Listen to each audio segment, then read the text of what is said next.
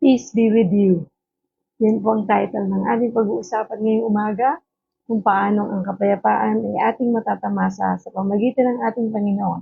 Magandang umaga po sa inyong lahat. This is your Ate Mavs. And good morning, good morning, good morning po.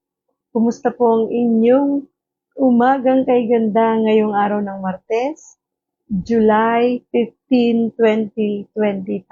Ayan, today is Tuesday, mga kakwentuhan, ka-low carbs at ka-stroke ko dyan. Kumusta po kayo? Ngayon po ang araw ng ating pong daily devotion live dito po sa ating Mavs TV at sa God Loves You Movement Facebook page at sa ating YouTube channel, Ate Mavs TV. Okay, good morning pong muli sa inyong lahat. Kumusta po inyong tulog kagabi at kumusta ang inyong gising ngayong umaga? Napakaganda po ng araw na ito. Ito po sa aming lugar ay hindi maulan. Tama lang po ang panahon. Although parang makulimlim. Kumusta naman po kayo sa inyong mga lugar? Ako po ngayon ay masaya na muli ay nakapag-devotion tayo. Kaya naman samahan po ninyo ako. At habang ako po ay nagsishare ng ating live devotion na ito, ay buksan na po ninyo ang inyong Bible sa John 20 verse 21. At sa Tagalog, ito po ay sa Juan 20 verse 21 na matatagpuan sa page 145 kung ganito po ang inyong Bible. Praise God. Thank you, Lord. So, bagong tipan po ito sa page 145 ng ganito pong Bible. Sige po, mag-share muna po ako habang hinahanap ninyo ang verse na ito.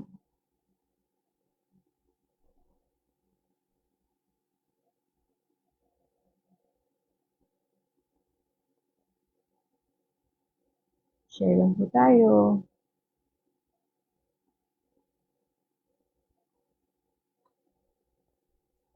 Mag-devotion.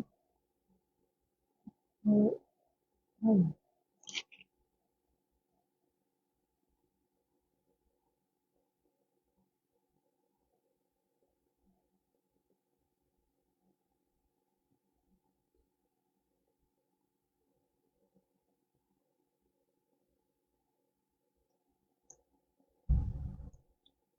Yan. So, praise God, no? Tayo po ay may internet connection ngayon. Dumayo pa tayo ng ibang lugar para lang tayo ay magkaroon ng connection. And thank God po talaga.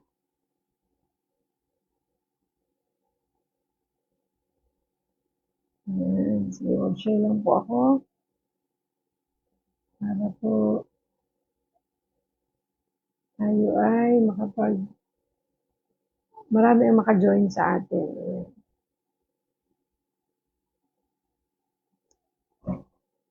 Sige.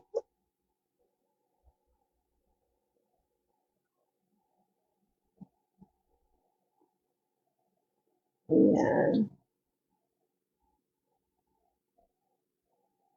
Ang likod ko po natin yung so tayo ay mag-share ng ating live habang hinihintay ko po kayo. Hello, good morning Ate Jenny. God is good. Amen. Umaaraw sa inyong lugar. Oo nga po makakapagpatuyo tayo ng nilaban natin kapag ganyan. Thank you, Jesus.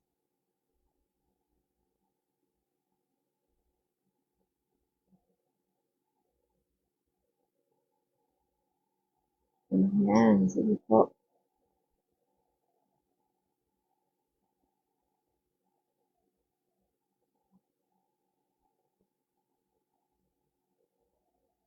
You will always be. Kumusta po ang inyong umaga kay ganda? Talagang napakaganda ng umagang ito. Hello po Ate Lilian Arevalo Marquez.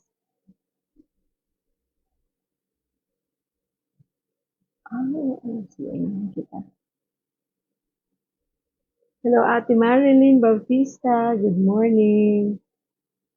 Share lang po ako ng ating live at pwede nyo na pong buksan ng inyong Bible sa John 20 verse 21. Habang ako po ay nag-share hanapin na ninyo ang verse na yan para mamaya sabay-sabay po tayong magbasa. Ayan, nasan ba yung aking ano? Ayan, sige po. Good morning, mga ka-stroke.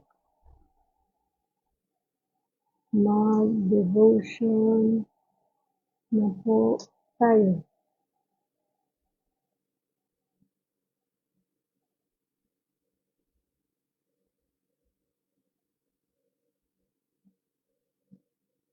Okay. Sige po. Good morning din po sa mga nanonood sa atin sa God Loves You Movement Facebook page. Magandang umaga po sa inyo. Good morning, good morning, good morning. This is the day that the Lord has made. We will rejoice and be glad in it. Ayan. Share lang po tayo ng mabilis. Ayan.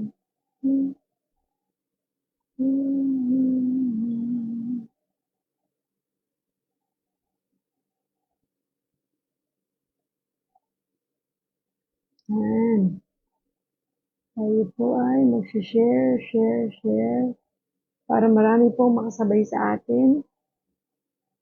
Yan, sige po. Share lang po ako mabilis lang.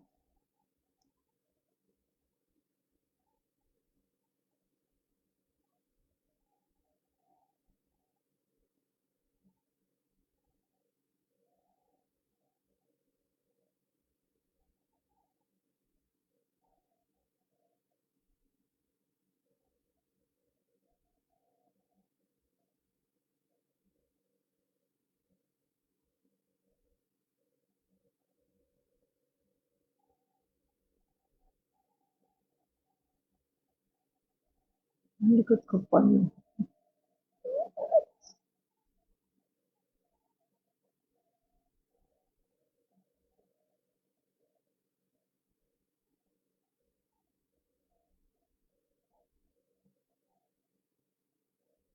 Ayan, sige po. Let's start po.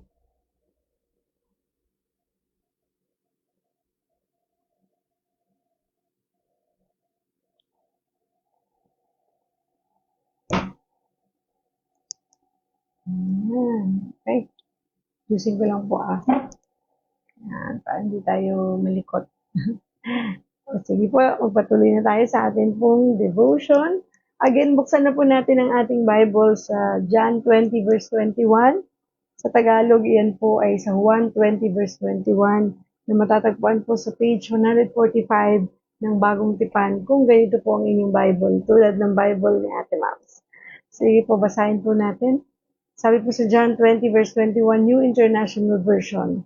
Again, Jesus said, Peace be with you. As the Father has sent me, I am sending you. Sabi naman po sa Tagalog, Magandang Balita, Biblia. Muling sinabi ni Jesus, Sumainyo ang kapayapaan. Kung paanong isinugo ako ng Ama, sinusugo ko rin kayo. Purihin ng Diyos sa pagkabasa ng kanyang salita, manalangin po tayo. Panginoong Diyos na makapangyarihan sa lahat, siyang may likha ng langit at lupa. Pinasasalamatan ka namin, Panginoon. Pinapupurihan ka namin, niluluwalhati at dinadakila. Because you deserve all the highest praise, Father God. Maraming salamat, Panginoon, sa isa na namang magandang umagang araw na ito para kami ay muling makapagpuri at makapagpasalamat sa iyong kabutihan. Thank you, Jesus, for this wonderful day. Thank you ngayon pa lang, Panginoon, sa magandang mensaheng ihatid mo para sa amin lahat. Puspusin mo kami, Panginoon, ng iyong pag-ibig at ng iyong banal na spirito at hayaan mong malayang makakilos ang iyong banal na spirito sa aming kalagitnaan at tanging boses mo lang ang marinig, Panginoon. Ikaw lang ang maitaas, maluwalhati at madakila. In Jesus' name we pray. Amen and amen. Okay, sige po. Muli ay basahin natin ang ating verse na pagninilayan ngayong umaga ay matatagpuan sa John 20 verse 21. Na ang sabi po sa New International Version, Again, Jesus said, Peace be with you, as the Father has sent me, I am sending you.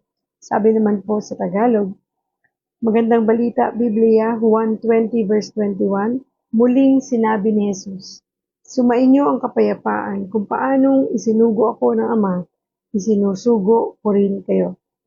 Praise, praise God. Thank you, Lord. Napakaganda po, no? Kung paanong sinugo si Kristo ng kanyang Ama, ay sinusugo niya rin tayo. Handa ba tayo na pumunta kung saan tayo utusan ng Diyos na magpunta upang magbahagi ng kanyang salita at ng kapayapaang nagmumula sa kanya? Napakabuti po ng Panginoon upang tayo ay muling bigyan ng magandang mensahe ngayong umaga. Good morning, Ate Edgy. Good morning po. So, ang title po ng ating devotion this morning ay Peace be with you. Madalas nyo nang naririnig ang salitang ito, peace be with you, ang kapayapaan ay sumainyo. Diba? Kasi dapat naman talaga tunay na ang kapayapaan ng Diyos ay dapat sumaatin at ito ay maibahagi din natin sa iba. When Jesus appears to His disciples after the resurrection, He doesn't waste time. Nung si Jesus Christ ay umakyat sa langit, nung siya ay namuhay na maguli, His first words are, "Peace be with you." Yun kaagad ang pagbati niya sa maraming tao. Kapayapaan ay sumainyo. And then, as the Father has sent me, I am sending you. Doon niya sinabing kung paano ako ay isinugo ng Diyos o ng Ama. Ganun din naman, sinusugo ko rin kayo. This moment is the starting line of the Christian mission. So again, God is reminding us about the mission.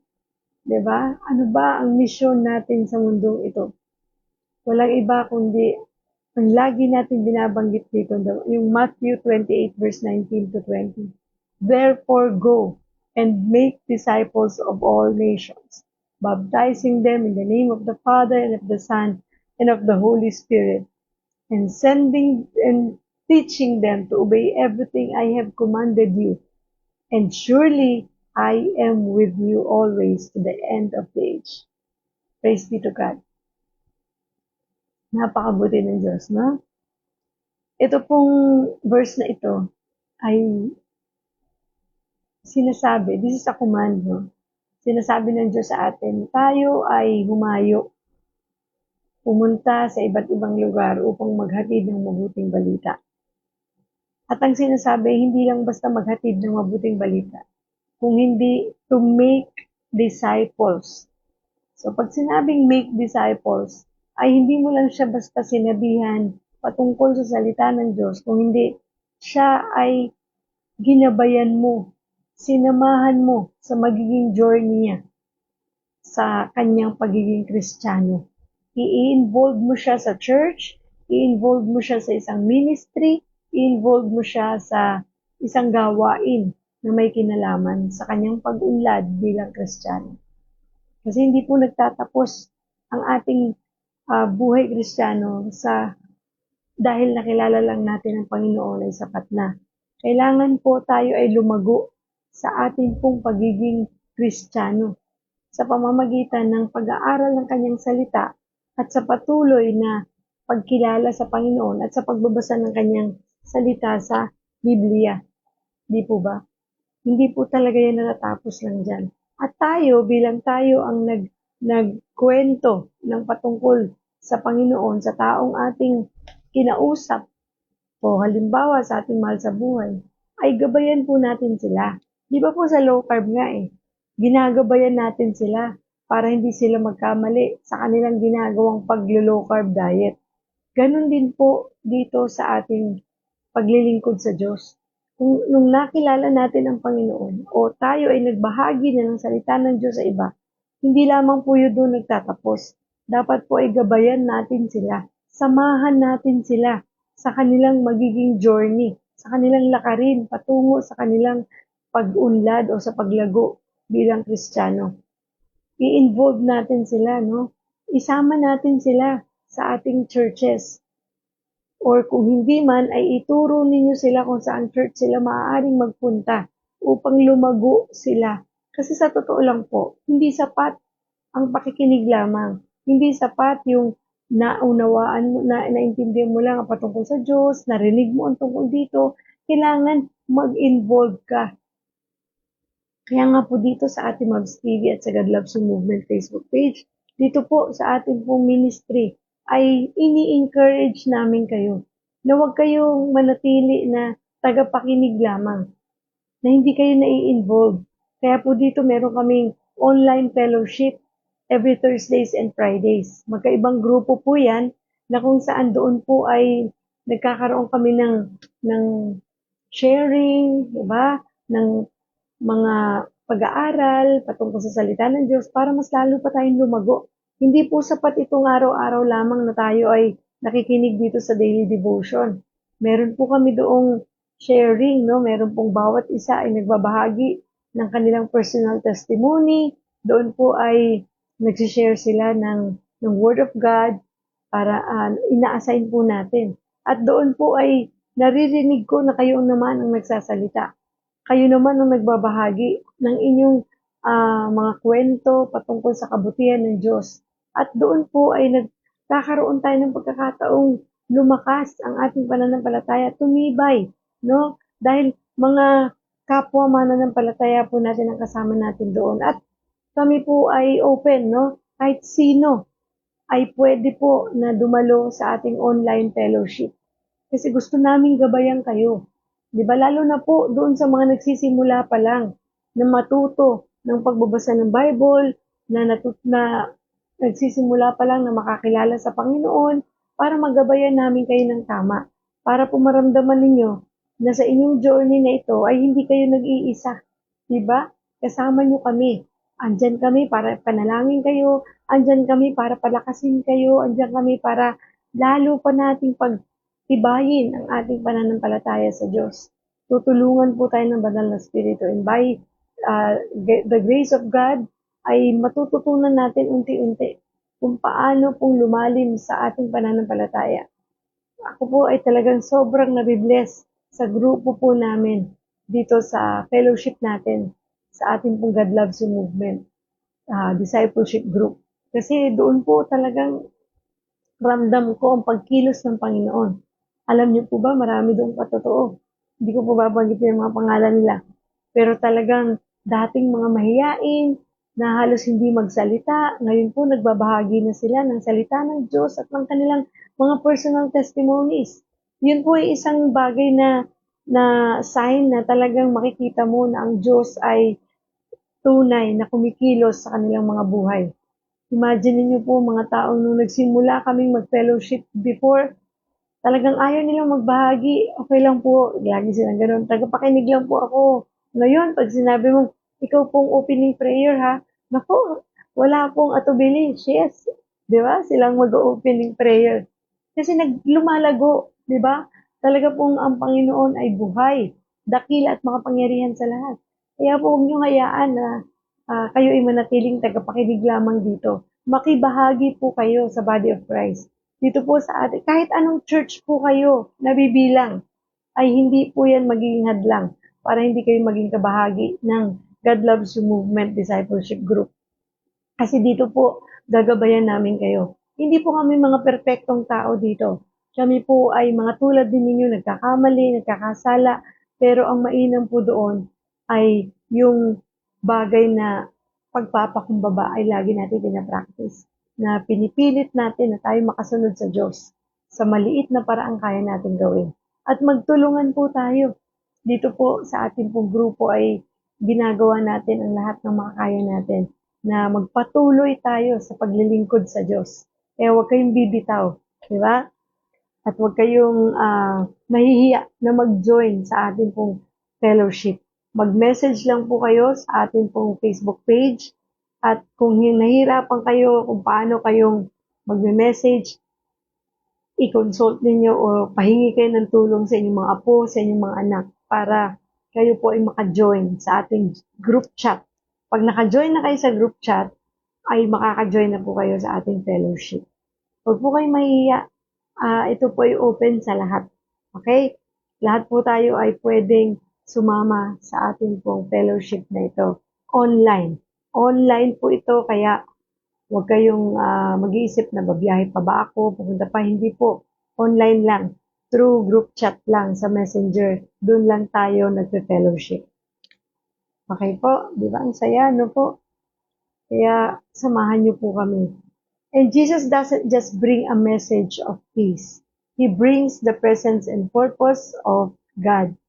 Hindi lamang po kapayapaan ang inihatid ng Diyos para sa ating lahat, kung hindi ipadama sa atin ang kanyang presensya at ang kanyang purpose kung bakit siya nandito sa mundong ito, kung bakit siya nagkatawang tao, kung bakit siya ah, kumbaga, siyang nagpapako sa krus para sa ating makasalanan upang matubos tayo.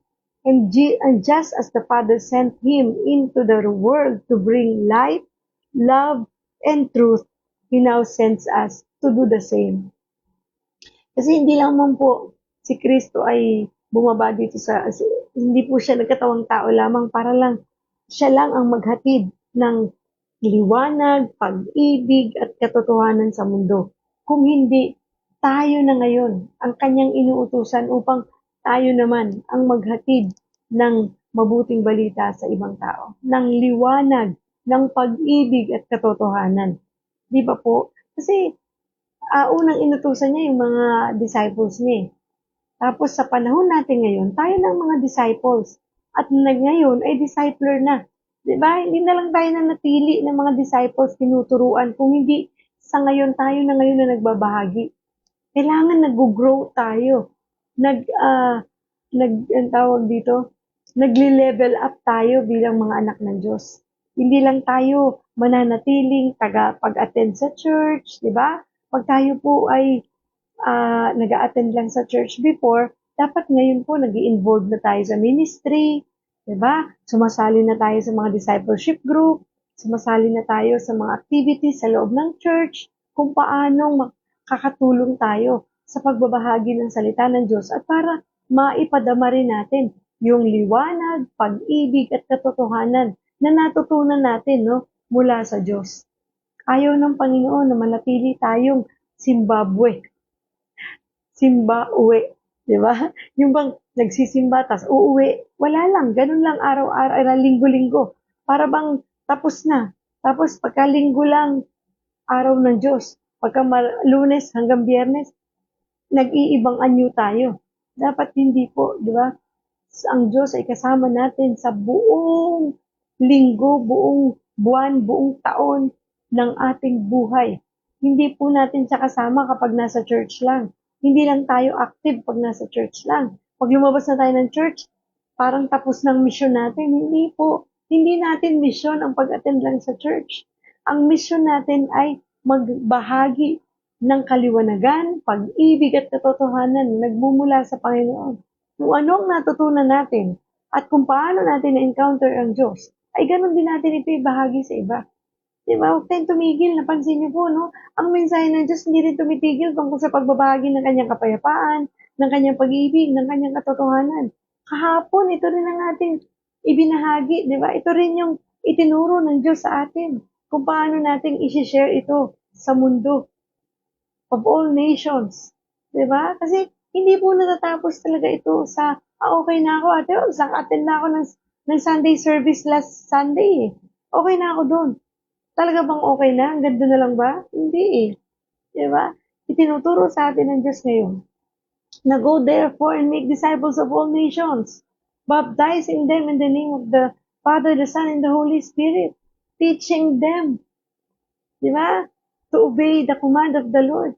Kasi kung titigil na sa atin yung kaalaman patungkol sa kabutihan ng Diyos, paano na nila makikilala ang Panginoon? Paano na yung mga kasamahan mo sa trabaho? Hindi nila alam ang tungkol sa Diyos. Pero ikaw na boss nila, alam mo ang tungkol sa Diyos. Kailan mo ibabahagi yan sa mga ka-office mates mo?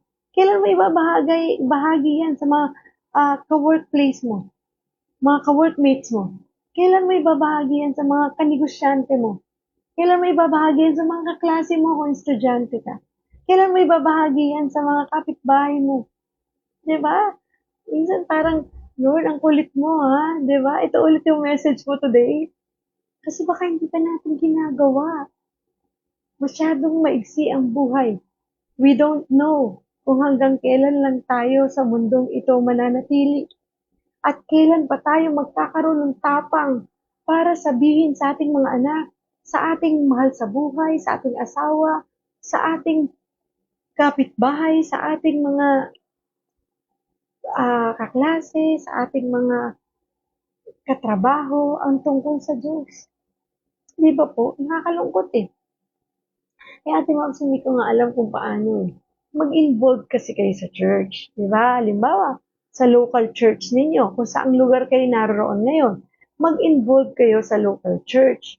At pag nag-involve kayo sa local church, yung pong church ninyo ay tutulungan kayo na magkaroon ng Bible study dyan sa inyong trabaho, sa inyong bahay, sa inyong kapitbahayan, di ba?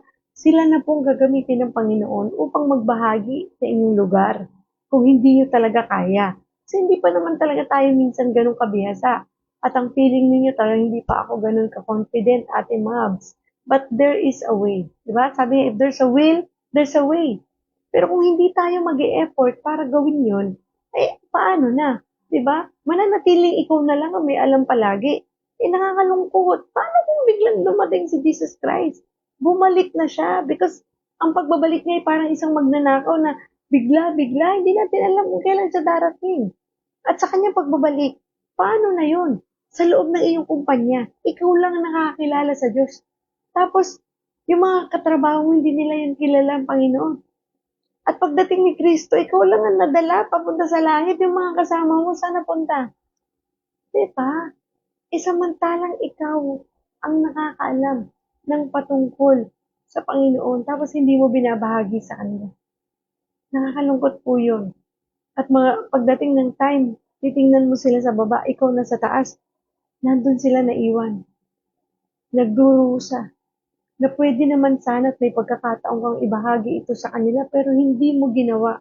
Ilang beses mo nang narinig ang patungkol dito, pero nagbingi-bingihan ka. Kailan tayo kikilos? Kailan tayo mag-iingay patungkol sa salita ng Diyos? Sa kahit na anong paraan tingin mo ay magiging kabahagi ka. Ang dami pong ways, di ba? Pwede ka mag-share ng tracts. Di ba? Yung tracts, nabibili lang din yan sa online. Yung mga maliliit na tracts na yan na pwede mong sabihin sa iyong kaibigan, katrabaho, kakilala, kamag-anak na basahin mo to. Mabuti ang Diyos, di ba? Yung pag-share ng Word of God, ng verse, kahit sa inyong chat group, diba? Mag-share ka ng verse, i-share nyo itong live devotion natin sa inyong mga kakilala, kaibigan, mahal sa buhay, kamag-anak, sa timeline mo. Kasi imagine niyo po dyan lang sa inyong newsfeed, sa inyong timeline, sa inyong Facebook na lang, ilang friends meron ka. Sigurado ko meron dyan, walang bababa ng 500. Imaginein mo, 500 na lang na taong makakabasa ng verse na pinost mo dyan sa iyong Facebook. Hindi mo alam kung paano mangungusap ang verse na yan sa iyong mahal sa buhay. Diba? Sabi niya, tadtarin mo ng verses. Puro verses ang post mo. Puro patungkol sa Diyos ang sinishare mo. Mas mainam pa po yun kaysa sa mga grudges o mga sama ng loob o anumang mga negative na mga kung ano-anong pinupost natin dyan na sinishare natin. Napansin nyo, pag nagandahan ka sa isang video, kahit na hindi naman maka-Diyos, basta't natawa ka, sinishare mo. Bakit hindi yung patungkol sa Diyos ang ibinabahagi mo? Nang sa ganun, pag napasyal sa iyong Facebook account o sa inyong social media account, ang mga kaibigan mo, kakilala ka, mag-anak, ay mababasa nila. Ang mga pinupost mo at mapapanood, ay ang ganda naman itong shinare na ito. Nakaka-bless, di ba? Hindi mo alam ang pagkilos ng Panginoon sa kanilang mga buhay. The moment na makita nila yung post mo, o mabasa nila ito, o mapanood nila yung video yan.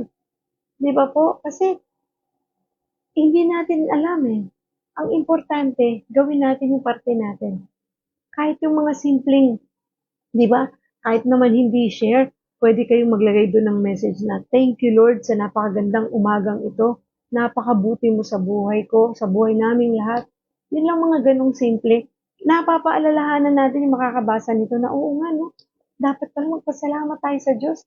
Ano nga ba dapat may pagpasalamat ngayon? Ako, thank you Lord, napakabait mo, Panginoon.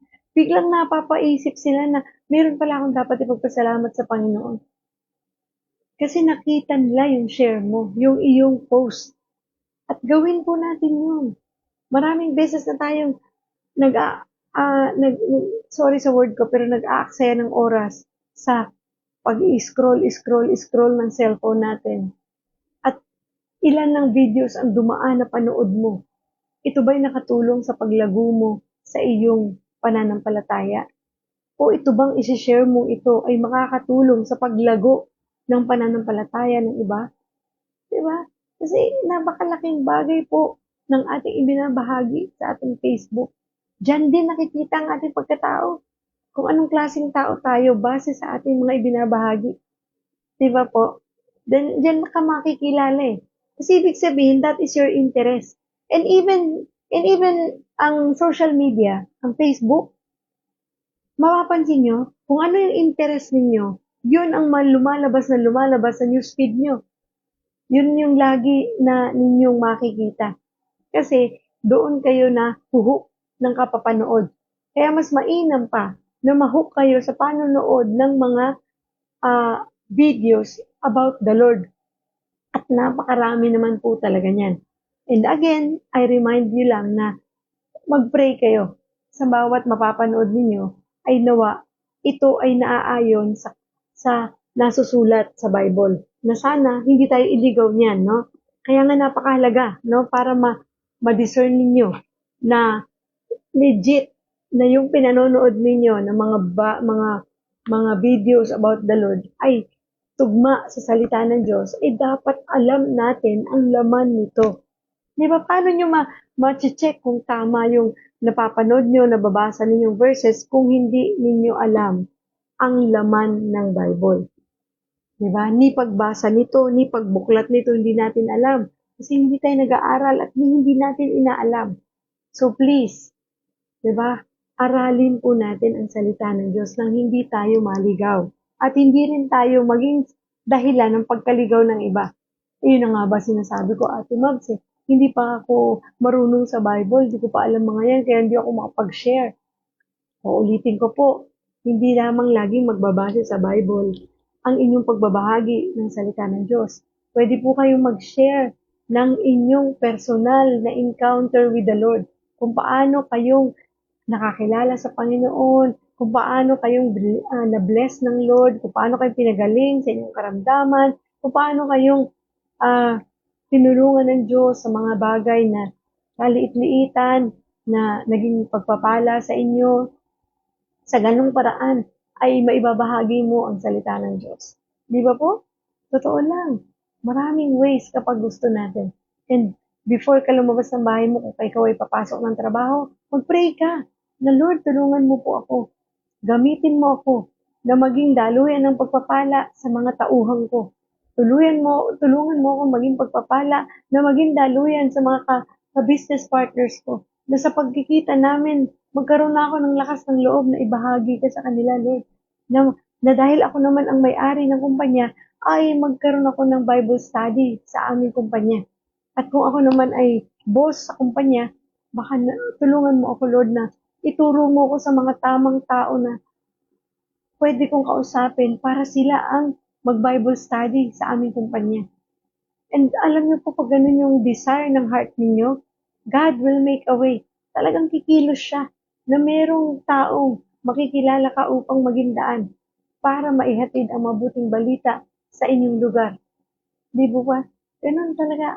Kung talagang hindi mo kaya magba-Bible study sa inyong kumpanya, pwede ka mag-send ng mga ganitong devotion or verses sa inyong group chat or sa mga personal nilang mga messengers. Lalo na kung ikaw ang boss at tauhan mo sila, I'm sure makikinig sila sa'yo eh. Takot na lang nila sa'yo eh, boss ka.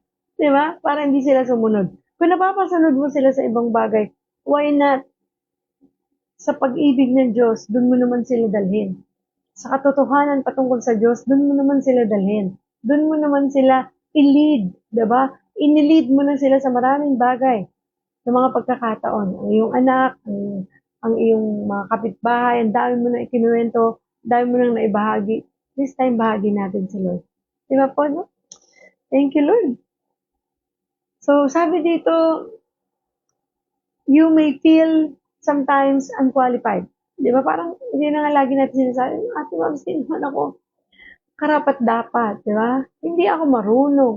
Yung bang lahat na lang ng dahilan na sabi mo na. Sabi nga, pag ayaw talaga, maraming dahilan. Pero pag gusto, maraming paraan. So you may feel unqualified, unsure, or like you don't fit the mold of what a witness should be. Paano ba talagang maging witness ni God? Diba? Kasi kaya nga tayo tinawag na witness of Jesus Christ is because meron tayong mga personal encounter sa Kanya. Meron tayong mga experiences with the Lord na tayo lang ang meron nun. Kanya-kanya tayong experience, di ba? Kanya-kanya tayong encounter with the Lord. Kaya nga kanya-kanya tayo ng personal testimony. Kaya nga personal eh. Kasi sa'yo yun. Unique yun sa'yo.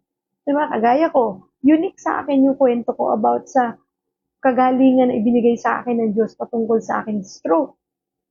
Kwento ko yun. At hindi yung pwedeng, maaaring may kwento yun ng iba sa ibang tao dahil narinig niya sa akin. Pero yun ay iba ang dating kapag ako nagkwento. Kasi ako talaga yun eh. Di ba?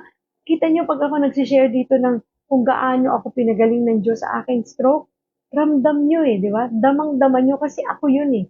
Personal encounter ko yun with the Lord. At yung joy, yung peace, yung love, yung truth, yung lahat ng naramdaman ko pag ako nagkwento, feel na feel niyo yun. Kasi talagang personal ko yun eh. Ganon din kayo. And I'm sure meron tayong lahat na kwento ng encounter natin with the Lord. At kapag ikinuwento mo yan sa tao with feelings, at talaga namang with feelings yun, kasi iba yung saya mo eh. Iba yung pakiramdam mo nung naranasan mo yung kabutihan ng Diyos.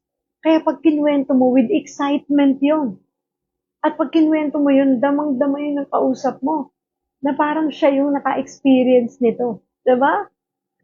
In that way, mapapakilala mo si Jesus Christ sa kanila. Na pwede mong sabihin, di ba ganun kabuti ang Diyos? At ang Diyos ko, Diyos mo rin. Diyos nating lahat. Na kung anong ginawa sa akin, yun din ang posible, ay yun din ang talagang gagawin ng Diyos sa'yo. Ang kailangan mo lang ay maniwala. Naniniwala ka ba? O di ba? Na ang Diyos ay buhay, dakila at makapangyarihan. Sa lahat. At walang makapapantay sa Kanya. Na ang kayang gawin ng Diyos sa akin ay kaya rin gawin sa'yo. Diba? Yung mga ganong simpleng tanong lang. Ewan ko lang kung hindi talaga sila matutuwa, no? Mai-excite. Ayun nga mga tungkol sa kwento ng pagninegosyo, tungkol sa kwento ng mga excitement mo about your children, about sa mga nangyari sa buhay mo, about sa, yun nga lang minsan nakapanood ka ng mapakagandang movie na talagang sobrang saya mo, ikinuwento sa kaibigan mo. Alam mo, napakaganda ng pelikulang pinanood ko. Sobrang ganda. Talagang, alam mo, hindi ko akalain na ganito. Ganun ka ka-excited. Eh, yung taong kinuwentuhan mo, talagang halos gusto nang tumakbo sa sinihan para panoorin yun o i-search kung paano niya mapapanood yung movie na yun na kinukwento mo. Ganon din ang pagkukwento ng patungkol sa Diyos. Yung excitement mo dapat nandun. Kasi totoo naman talaga nakaka-excite ang kwento ng tungkol sa Panginoon eh. Kasi ikaw mismo yun eh. Diba? Na-encounter mo talagang pa yung mga pelikula na yun. Kasi yung pelikula, kwento lang din yun na nakita mo eh. Pero ito, kwento ng buhay mo to eh. Ikaw yan. Tapos di mo kayang ikwento. Diba? Kahit pa sabihin ikaw pinagaling dahil sa low carb, but still, ang Diyos pa rin ang nagpagaling sa'yo. Ginamit lang ang low carb.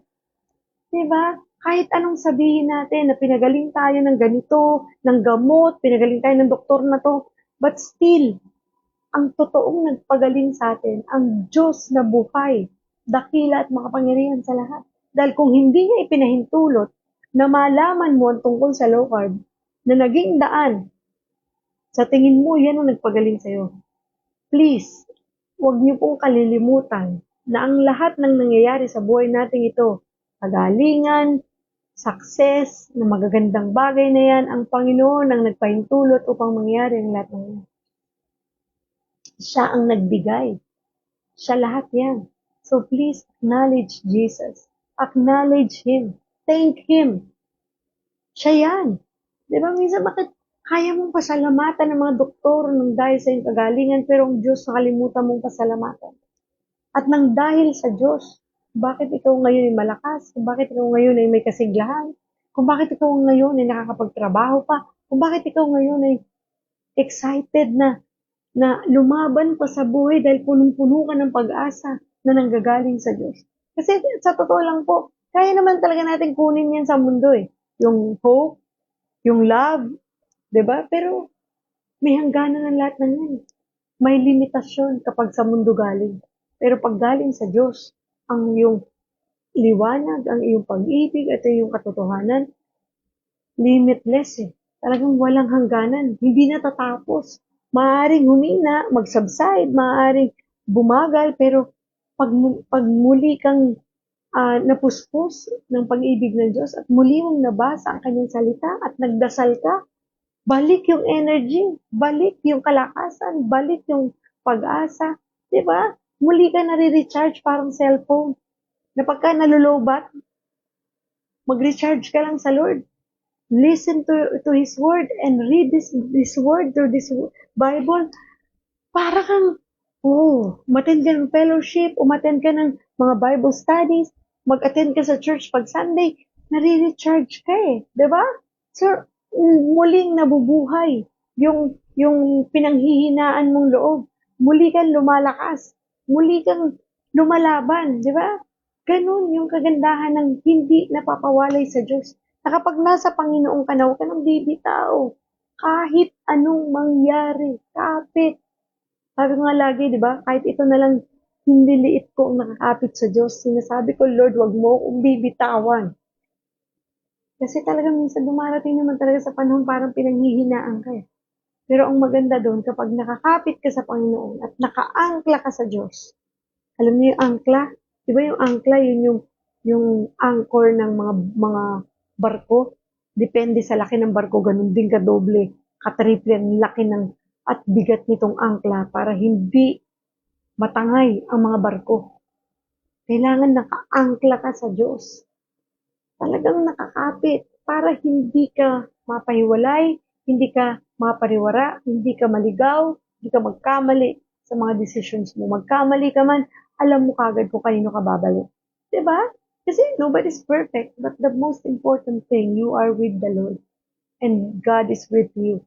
Wherever you are, whatever you do, He will always be with us. Sabi nga, di ba?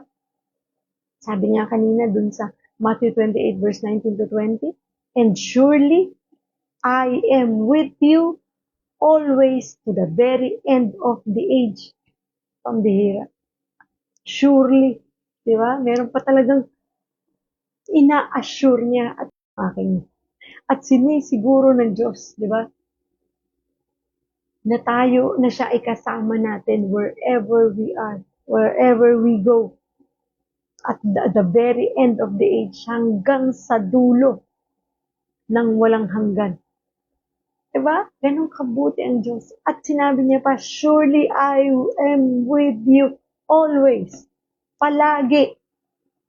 So, ba't ka matatakot lumaban sa buhay na to? Bakit ka matatakot magbahagi ng salita ng Diyos? Kasi pag nagbahagi tayo ng salita ng Diyos, sa simula ka lang ninervyusin. Sa simula ka lang kakabahan. Pero habang nagsasalita ka at ginawa mo yan, bago mo yung ginawa na nalangin ka, gagabayan ka ng banal na spirito. Magugulat ka yung sinasabi mo, hindi mo na alam saan nanggagaling. Ang nagpipid na ng sasabihin mo ay gagaling na sa wisdom ng Holy Spirit. Di ba po? Pinifeed ka. At nagugulat ka.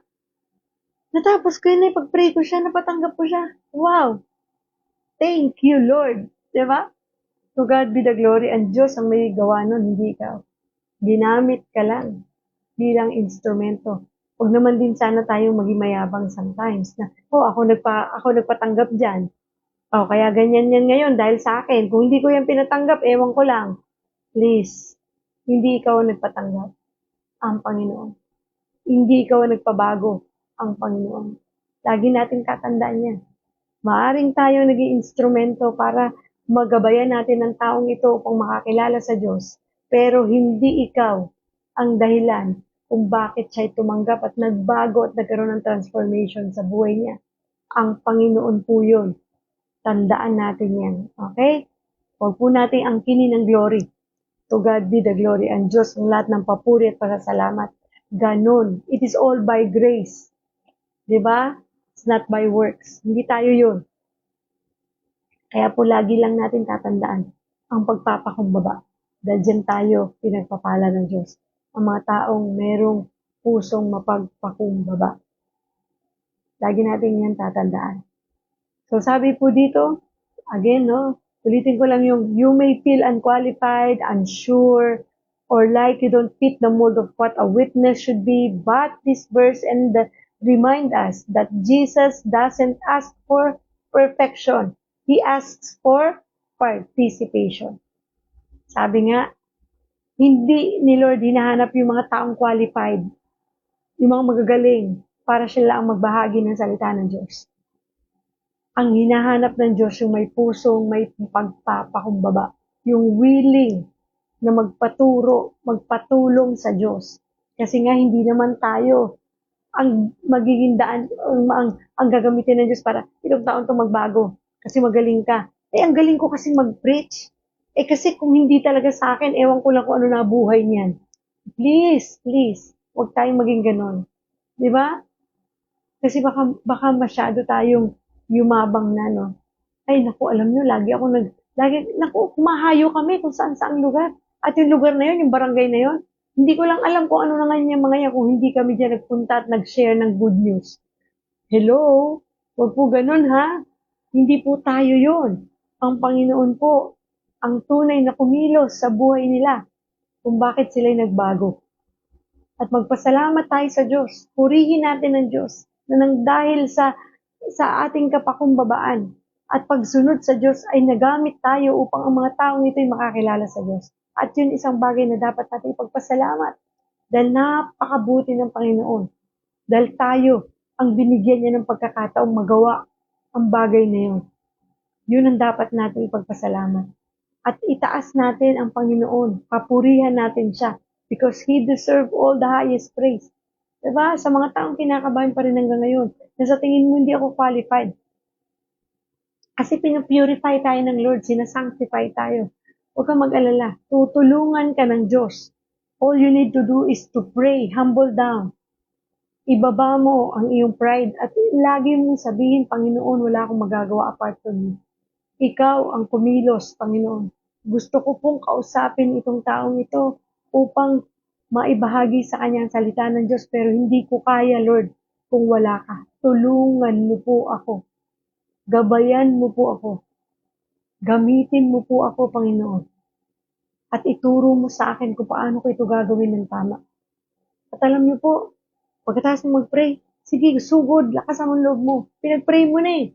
Trust Him. Trust in the Lord with all your heart.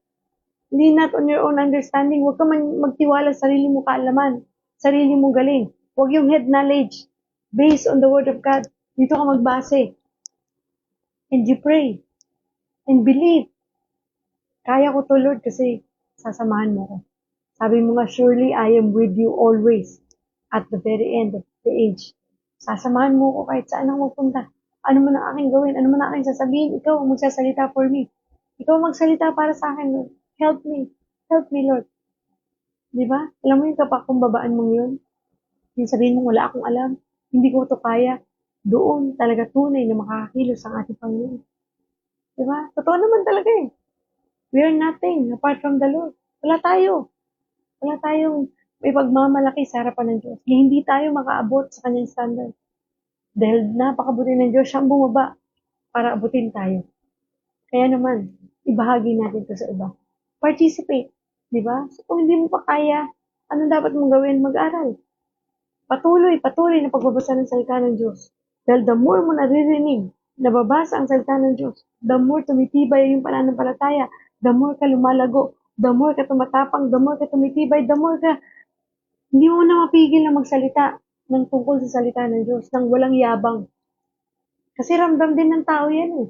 Kapag yung kausap nila ay, parang namang, ano naman to? Di ba? Parang hindi na si Lord nararamdaman ko dito. Kasi dapat po, humble down. Pray, pray, pray, pray before you start maglabas. Di ba sabi nga, be quick to listen and be slow to speak. Kasama yung makinig ka sa Diyos muna. Kasama niya. Before ka magsalita. You pray. Kasi when you listen to the Lord, when you listen to the Holy Spirit, doon ka makakapagsimula na makuha yung tapang na ituloy ko na to, Lord. Kasi inassure mo na ako. Yes, Lord, kaya ko to because kasama kita. Dahil ikaw magsasalita for me, Lord. Help me, Lord, help me. Diba? Wherever you are, whatever your background, sabi dito, your story matters. Again, wherever you are, whatever your background, your story matters. Ano pa man ang background mo, saan ka man naroon, yung istorya mo, nagmamatter yan. Sa kahit na sinong taong makakapakinig nito. Lalo na kapag ramdam na ramdam nila yung pagkukwento mo, na tunay na ang Diyos ang naghahari sa puso mo. Talagang, alam mo ang tao, kahit di ka na alam mo yon yung parang, hindi na nila mapigil pakinggan ka kasi sarap mong pakinggan. Dahil nararamdaman nila ang presensya ng Diyos sa mga sinasabi mo. Kaya napakahalaga po. Pray, pray, pray. Ask for God's guidance, for His wisdom. Para po tayo ay tama ang lumabas sa ating mga bibig at magabayan talaga tayo ng Diyos. Sabi dito, your voice, your culture, your language, God wants to use it. Ano man ang kultura mo, ano man ang iyong lengguwahe, Bicol, ano man ang dialekto mo, English, French, whatever, Spanish, Chinese, Mandarin, whatever, ano man ang iyong dialect, diba? Ano man to, Bicol man to, Bisaya, Cebuano, Chabacano, pwede mo yung gamitin. Diba? Kasi kung nasa ang lugar ka man naroon, yun yung lingwahe mo eh. Diba? Kung Bicolano ka, nasa Bicol ka, o di, natural Bicol yung salita mo. Walang pwedeng maging hadlang para hindi mo maibahagi ang salita ng Diyos. Kung nandito ka naman sa Maynila, at tonong Bisaya ka, sabi mo, tonong Bicolano na parang ang pangit kasi, at diba? Minsan kasi pati yung pagsasalita nagiging dahilan para hindi tayo magbahagi. Magugulat ka. Pag ang Panginoon ang pumilos sa'yo, straight, nakakapagtagalog ka, kahit hindi ka naman talaga magaling magtagalog. Pati nga pag-i-English, eh. Diba? You can speak English fluently. Samantalang hindi naman ako marunong mag-English, Ate Mabs. Meron akong napanood, napakinggan ko last Sunday sa amin pong D-group assembly. No, hindi po sa D-group assembly, sa church mismo, sa aming worship service. Alam niyo ba yung tatay niya, he is parang, nakalimutan ko yung kanyang nationality o yung kanyang, basta hindi po siya, parang, nalimutan ko, basta negro sila, parang at talagang hirap. Yung tatay niya walang pinag-aralan. Hindi ba mag-English at lalo hindi marunong magbasa. Imagine niyo, ito po totoo ha, dati parang nababasa-basa ko lang ito, pero ito ay yung anak mismo nagpatotoo. Ang tatay niya hindi marunong magbasa. Pero bakit nababasa niya ang Bible? At sinubukan niya talaga yung tatay niya. Sabi niya, sige nga po, basahin niyo itong libro na to, hindi Bible. Tapos yung Bible. Pinabasa niya yun, kahit anong, pareho-pareho po yung mga letters, text, iisa. Pagtingin ng tatay doon sa libro na yun na pangkaraniwan, kahit anong gawin niya, hindi niya mabasa. Pero nung binuklat ang Bible, nababasa niya ang Bible cover to cover. Amazing! Diba? Paano nangyari yun? Ganun ang kilos ng ating banal na spirito. Ang tatay niyang kwento ng buhay, dati po itong manggagaway, demonic ang kanyang mga activities.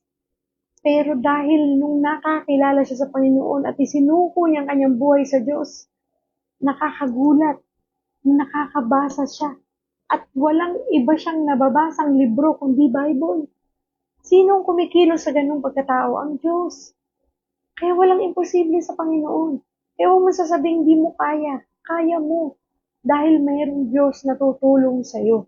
Magtiwala ka lang.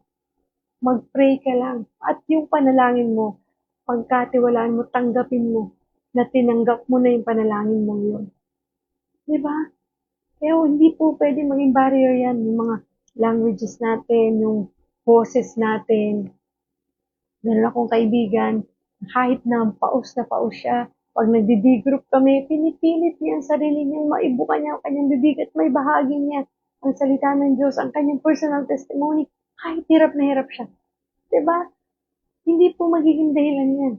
Yung iba, Ate Mabs, kasi ganito, ang daming dahilan, di ba? So please, God wants you to use it. Gamitin mo yan. Gamitin natin lahat yan. Magtiwala lang po tayo sa Diyos. May gagawin ng Diyos. Kikilos siya. Magugulat ka sa Kanya. Kaya nga kamangha-mangha ang ating Diyos. Eh. Diba? Kapag pinagkatiwala mong lahat sa Kanya, meron siyang kakaibang gagawin sa iyo. Na tunay na ikamamangha mo at magiging way pa para itong pangyayaring ito sa buhay mo ay maging daan pa para maibahagi mo sa iba na alam mo ba?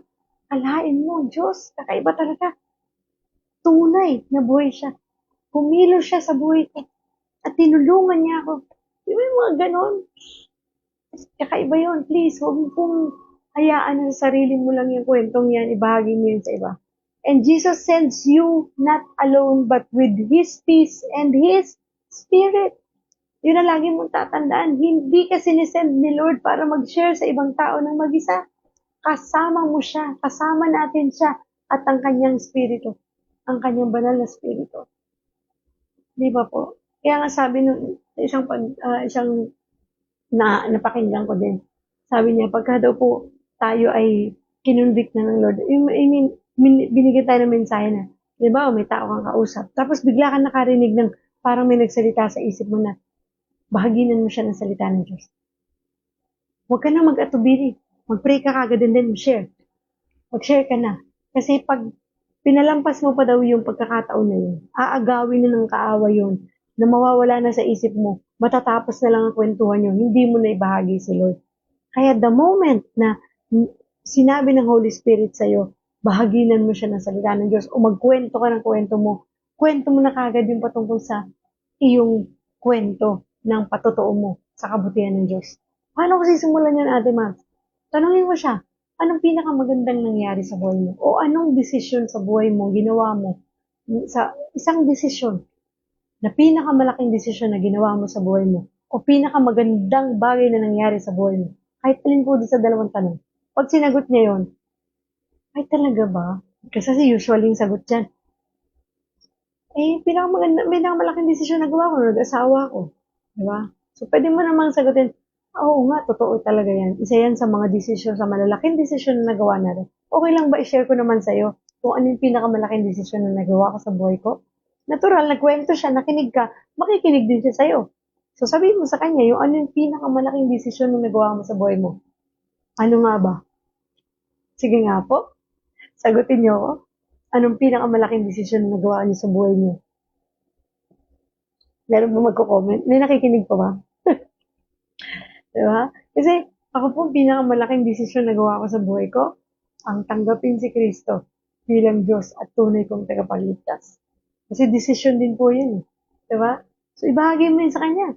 Alam mo ba, ang pinakamalaking desisyon na nagawa ko sa buhay ko ay nung tinanggap ko si Jesus Christ as my Lord and Savior. Yun ay malaking desisyon para sa akin. Kasi sa kayabangan kong to, pati ang Diyos hindi ko kayang tanggapin. Alam mo yan, kilala mo ko. Di ba? Lalo na kung yung taong to, kilalang kilala ka. Kilala mo ko kung paano ko namuhay. Kung paano naging madilim ang buhay ko. Pero nang dahil sa desisyon na yun na ginawa ko, ay tunay na nagbagong buhay ko. Doon ako gumaling sa aking karamdaman. Doon ko nakita ang kalwalhatian ng Diyos. Doon ko naramdaman ang pag-ibig niya. O yan, sabi ni Ate Lucy, nang tanggapin si Jesus sa buhay ko. Amen, di ba? That's the biggest decision na ginawa natin. At yan bang desisyon na yun, nagawa na ninyo sa inyong buhay? Dahil kung hindi pa po, please, yun yung bagay na dapat natin gawin. Dahil tayo po ay napahiwalay sa Diyos ng dahil sa ating mga kasalanan. At nang dahil sa kasalanan na yan, hindi tayo makapag-desisyon na tanggapin si Kristo bilang Diyos at tunay natin tagapagligtas. Dahil parang feeling natin, ang layo-layo ko na sa Diyos eh. Bakit hindi na ako tanggapin ng Diyos sa dami ng kasalanan ko? Masyado na akong makasalanan, ayoko na. Parang okay na ako dito. Wag. Please. Gumawa ka ng desisyon sa buhay mo. Isang desisyon na tanggapin siya bilang Diyos mo, tunay mong tagapagligtas. Kapagkat ito ang tunay na makapagpapabago sa ating buhay, sa ating direksyon sa buhay natin ito. At ang sarap po, ma-encounter si Jesus Christ, ma-experience siya, maramdaman ang kanyang presensya sa buhay natin ito. Tunay po, walang katulad. Totoo. Hindi pa tayo perfect. Hindi tayo perfect. But our God is perfect.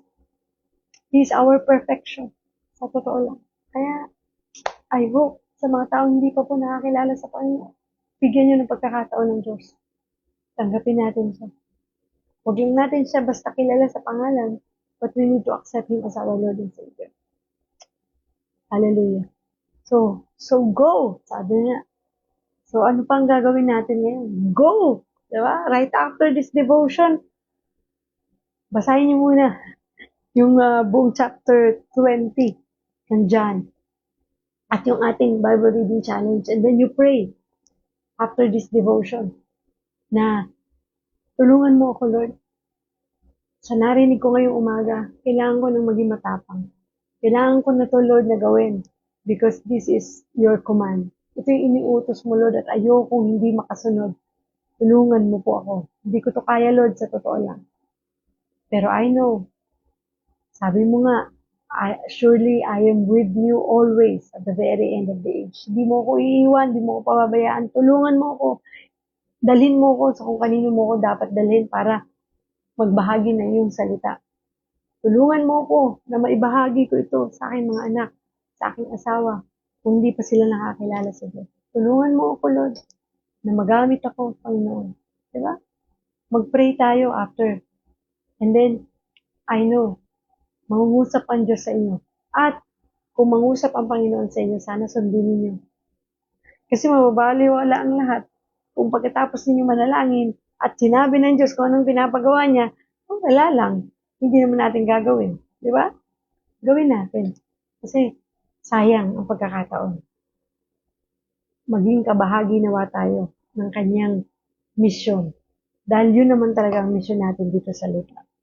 And in your own way, with your own words, into your own neighborhood, you've been sent. Tayo po ay pinadala ng Diyos upang magbahagi ng kanyang salita. In your own words, in your own way, basta't ipanalangin mo lang yan, siguradong tutulungan at gagabayan ka ng Diyos. Magtiwala ka lang. Manalangin po tayo. Panginoong Diyos na buhay, dakil at makapangyarihan sa lahat, maraming salamat, Lord. Thank you. You call me by my name.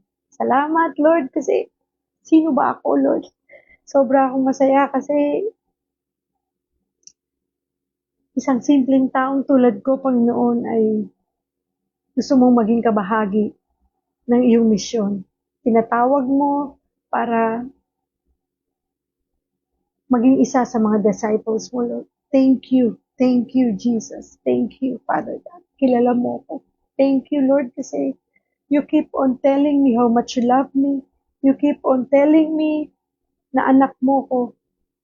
Kasi Lord, sobra ko pong pinagpapasalamat na meron akong Diyos na tunay na nagmamahal sa akin, sa aming lahat. Nawa, Panginoon, huwag naming hayaan na kami manatili na Kristiyano lang, Lord, sa pangalan, pero hindi namin ginagampanan ang aming pagiging anak mo. Lord, tulungan mo po kami na sa paraan, Panginoon, nakaliit-liit ang bagay na kaya naming magawa upang maibahagi ka sa iba ay magawa sana namin, Lord. Help us, Lord, to take courage, Lord. Yung magkaroon kami ng tapang na magbahagi ng iyong salita, na hindi kami mahiya, na kapag tinanong kami, Lord, born again ka ba? Yes, ang kaya naming isagot. Opo, anak ako ng Diyos at ako ay tunay na nagpapasakop sa aking Diyos na buhay. Nawa, Lord, masaya kami, Panginoon, sa pagiging anak mo. At nawa itong kasayahan, kagalakan na meron kami sa aming puso, ang pag-ibig mo at kaliwanagan at kapayapaang meron kami sa aming puso, ay siya ring maibahagi namin sa iba. Sapagkat itong nais mo, Panginoon, na ang lahat ng tao ay makaranas ng kapayapaan ng kanilang puso, ng kanilang buhay. At tanging ikaw lang, Panginoon, na makapagbibigay nito. Tulungan mo po kami, Panginoon, na magawa namin ang ipinapagawa mo, Lord God. Ngayon pa lang, Panginoon, nagpapasalamat na po kami.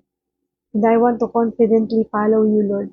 Gusto naming makasunod, Panginoon, sa iyong kalooban. Tulungan mo kami, Panginoon, na maging bukas ang aming puso at isipan sa mga mensahe mo. Nang sa ganun, magkaroon din kami ng tapang, Lord, at buong pagtitiwala na masunod ito. Buong puso, buong kaluluwa, at buong lakas, buong pag-iisip, Panginoon.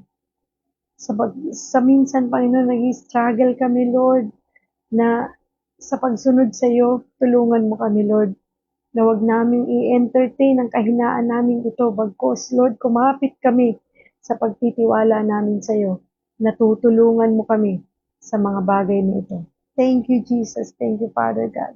At kung minsan, Lord, na-overwhelmed kami sa mga insecurities namin, na sa mga bagay na feeling namin we're not qualified, Lord, remind us always, Lord, that we belong to you. Na ikaw, Panginoon, ay kasama namin, Panginoon, sa lakarin ng buhay namin ito. Kasama ka namin, ano man ang aming gagawin. Kasama ka namin, Panginoon, upang kami magtagumpay. Because hindi mo kami iiwan at hindi mo kami pababayaan kailanman. Maraming salamat, Lord. I-bless mo, Panginoon, ang mga taong nanonood ngayon at ang mga taong makakapanood nito. Be with them, Lord. Let them feel you, Father God. Let them know you. At nawa, O Diyos, sa mga taong hindi pa nakakilala sa iyo, ay isuko na nila kanilang mga sarili sa iyo. At humingi sila ng tawad sa kanilang mga kasalanan, mag-repent, at tanggapin ka bilang Diyos at tunay nilang tagapagligtas. Salamat sa kagalingan na patuloy mong pinagkakaloob, Panginoon. Salamat, Panginoon, sa kalakasan. Salamat sa bagong pag-asa araw-araw. Salamat, Panginoon, sa provision. Salamat, Lord, di mo kami pinababayaan. Salamat, Panginoon, sa mga blessings, sa mga pagtulong mo, paggabay, pag-iingat, pagpoprotekta sa aming lahat. Thank you sa lahat po ng mga taong may mga karamdaman na patuloy mong pinagagaling, sa mga taong patuloy mong iniingatan. Thank you, Jesus. I-bless mo po, Panginoon, ang ating Mavs TV family, ang God Loves You Movement Ministry, ang God First Christian International Ministry, ganun din, Lord, ang Global Life University, at ang lahat ng mga estudyante, professors, dean, ay ingatan mo, Panginoon, sapagkat iisa ang aming mga puso sa pagpapalaganap ng iyong salita. I-bless mo rin, Lord, lahat ng churches sa buong mundo, lahat ng mga leaders and pastors, lahat ng mga tao na nagsusumikap na makasunod sa iyong kalooban, Panginoon. Kasihan mo, Panginoon, ang aming mga desires. Tulungan mo kami, Panginoon, na magawa namin ito nang naayon sa iyong kalooban. Maraming salamat, Lord God. We praise you, we honor you, we glorify you, Lord. Thank you for your blessings. Thank you for your grace, for your mercy, for your goodness, for your kindness, for your faithfulness, and for your gentleness, Lord. Thank you. Thank you for everything. In Jesus' name we pray. Amen and amen. Thank you, Lord. Thank you, Jesus. Maraming salamat po. Panginoon, thank you. At tunay na napakabuti mo. Ikaw po ang aming Diyos na buhay. Maraming salamat po sa inyong lahat, and I hope to see you all again tomorrow sa atin pong another edition ng live devotion dito po sa Ate Mavs TV at sa God Loves You Movement Facebook page at sa YouTube channel Ate Mavs TV. Sa mga hindi pa po nag-follow, please follow our YouTube channel, ating Facebook page Ate Mavs TV at God Loves You Movement Facebook page, at subscribe to our YouTube channel sa Ate Mavs TV para po ma-notify kayo kapag may live na tayo. Hindi kayo maliligaw pag naka-follow kayo. And of course, I hope na i-share po ninyo ang live natin ito para marami pong maabot nito at makapakinig at naway matulungan din sila na mailapit natin sila sa Panginoon. Maraming salamat po sa buhay ninyong lahat. Thank you po sa lahat ng mga nanood. Thank you po, Sis Babylyn Kagawan Cruz, Thank you po sa inyong patuloy na pagsubaybay. Ganon din po sa mga nanonood dito sa Ate Mavs TV. Thank you po, Ate Jenny. Thank you, Ate Lilian, Ate Marilyn Bautista, Ate Edgy, Ate Alma, Ate Jinky, Kuya Alan, Ate Rosa, Ate sino ba? Ate Jenny, thank you. Yun, so maraming salamat po sa inyong lahat. God bless you all. Ayan. Sabi ni Ate Jenny kanina, binigay ni Lord na walang bayad salvation, kaya ibahagi natin ng walang bayad. Tutulungan ka ng Diyos. Amen. Thank you, Lord. Thank you, Jesus. Napakabuti ng Panginoon. Talaga pong di tayo pabayaan ng Diyos. So please, sabayan nyo kami sa ating pong 31 Days Bible Reading Challenge. Proverbs, Book of Proverbs po tayo. Nasa Book 8 na po tayo today. So I hope nakakasabay po kayo.